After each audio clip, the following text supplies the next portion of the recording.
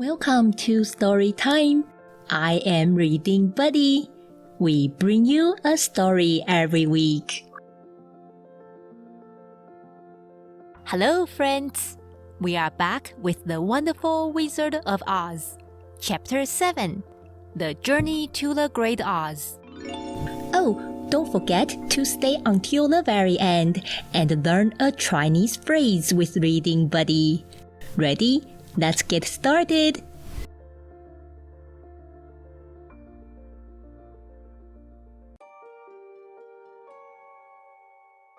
They were obliged to camp out that night under a large tree in the forest, for there were no houses near.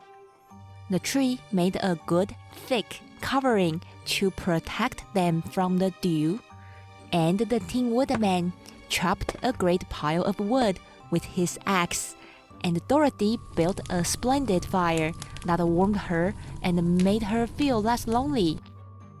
She and Toto ate the last of their bread, and now she didn't know what they would do for breakfast.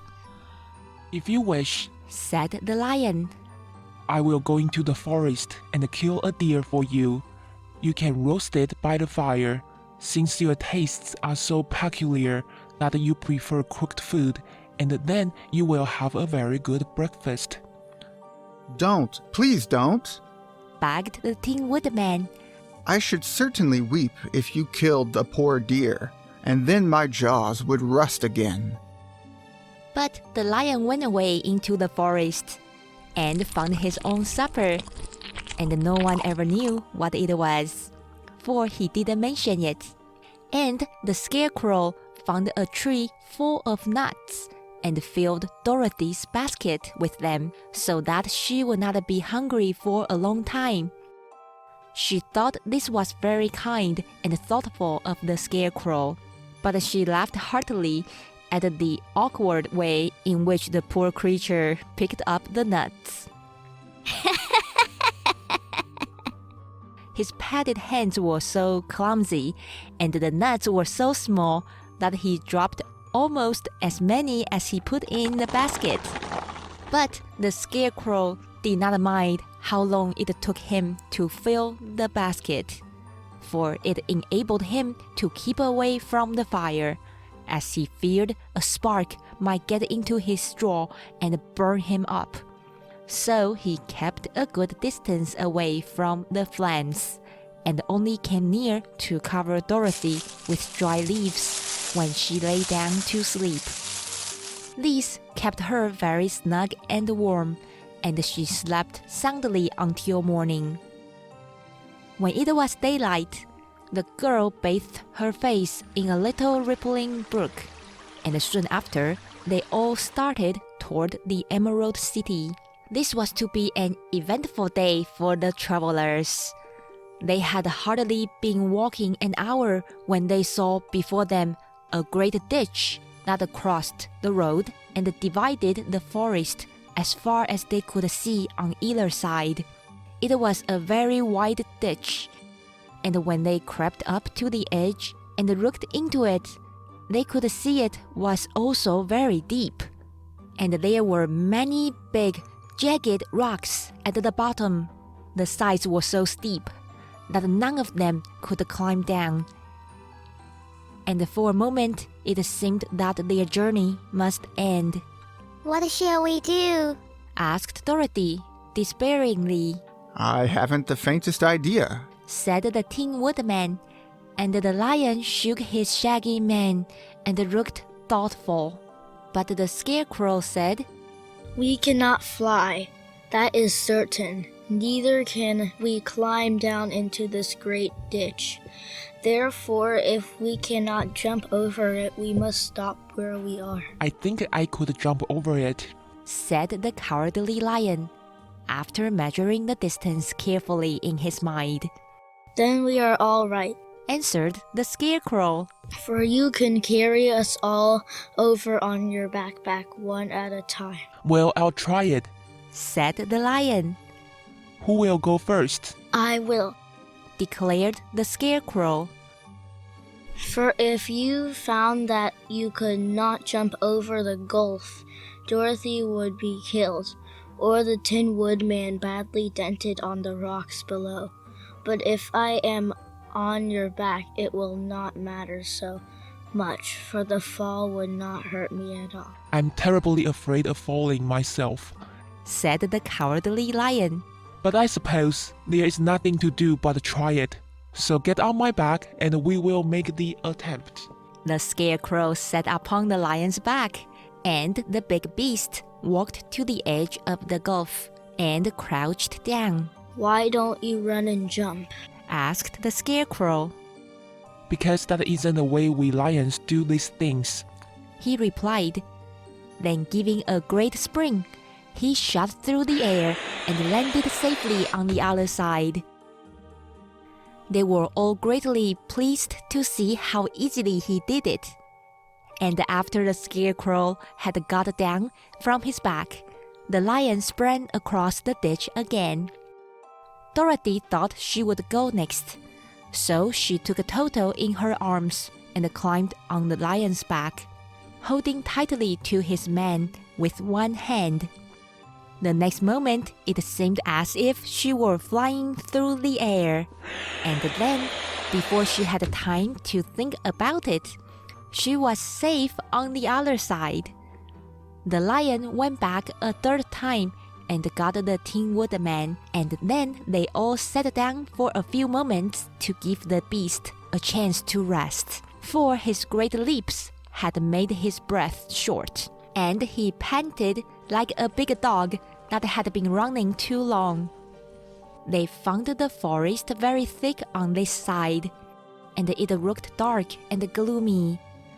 After the lion had rested, they started along the road of yellow brick, silently wondering, each in his or her own mind, if ever they would come to the end of the woods and reach the bright sunshine again.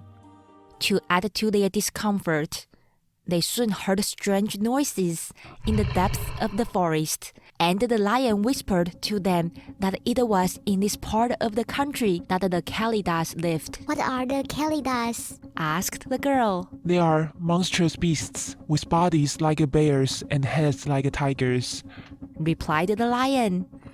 and with claws so long and sharp that they could tear me in two as easily as I could kill Toto. I'm terribly afraid of the Kalidas. I am not surprised that you are. Returned Dorothy. They must be dreadful beasts. The lion was about to reply when suddenly they came to another gulf across the road. But this one was so broad and deep that the lion knew at once he could not leap across it. So they sat down to consider what they should do. And after serious thought, the scarecrow said, Here is a great tree standing close to the ditch. If the Tin Woodman can chop it down so that it will fall to the other side, we can walk across it easily. That is a first-rate idea. said the lion. One would almost suspect you had brains in your head instead of straw. The woodman set to work at once, and so sharp was his axe that the tree was soon chopped nearly through. Then the lion put his strong front legs against the tree and pushed with all his might, and slowly the big tree tipped and fell with a crash across the ditch, with its top branches on the other side. They had just started to cross this queer bridge when a sharp growl made them all look up. And to their horror, they saw running toward them two great beasts with bodies like bears and heads like tigers. They are the Kalidas, said the cowardly lion, beginning to tremble. Quick, Cried the scarecrow. let us cross over. So Dorothy went first, holding Toto in her arms. The Tin Woodman followed, and the scarecrow came next. The lion, although he was certainly afraid, turned to face the Kalidas, and then he gave so loud and terrible a roar that Dorothy screamed and the scarecrow fell over backward. while even the fierce beasts stopped short and looked at him in surprise. But seeing they were bigger than the lion, and remembering that there were 2 of them and only 1 of him, the Kilidas again rushed forward, and the lion crossed over the tree and turned to see what they would do next. Without stopping an instant, the fierce beasts also began to cross the tree. And the lion said to Dorothy, We are lost, for they will surely tear us to pieces with their sharp claws. But stand close behind me, and I will fight them as long as I am alive. Wait a minute. called the Scarecrow. He had been thinking what was best to be done, and now he asked the woodman to chop away the end of the tree that rested on their side of the ditch. The Tin Woodman began to use his axe at once, and just as the 2 Kilidas were nearly across, the tree fell with a crash into the gulf, carrying the ugly, snarling brutes with it, and both were dashed to pieces on the sharp rocks at the bottom. Well, Said the cowardly lion, drawing a long breath of relief. I see we are going to live a little while longer, and I'm glad of it, for it must be a very uncomfortable thing not to be alive. Those creatures frightened me so badly that my heart is beating yet. Said the Tin Woodman sadly. I wish I had a heart to beat. This adventure made the travelers more anxious than ever to get out of the forest, and they walked so fast that Dorothy became tired and had to ride on the lion's back. To their great joy, the trees became thinner the farther they advanced, and in the afternoon they suddenly came upon a broad river, flowing swiftly just before them.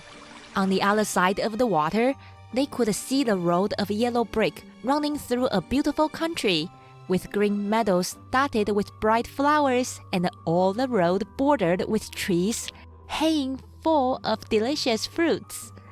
They were greatly pleased to see this delightful country before them. How shall we cross the river? Asked Dorothy.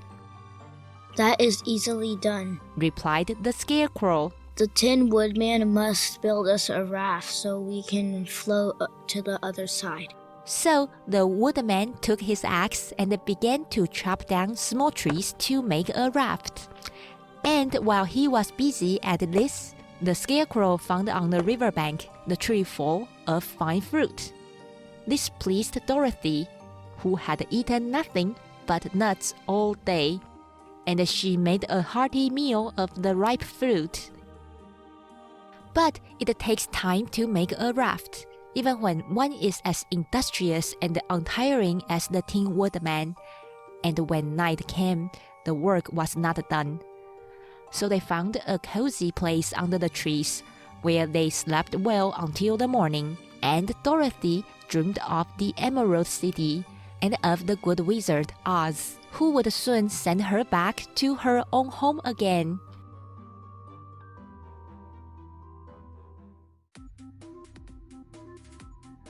In the story, the Scarecrow said, "Wait a minute," when he got a good idea for crossing the ditch.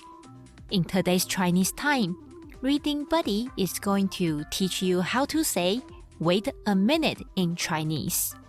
等一下，等一下。 Thanks for listening. We will see you next time.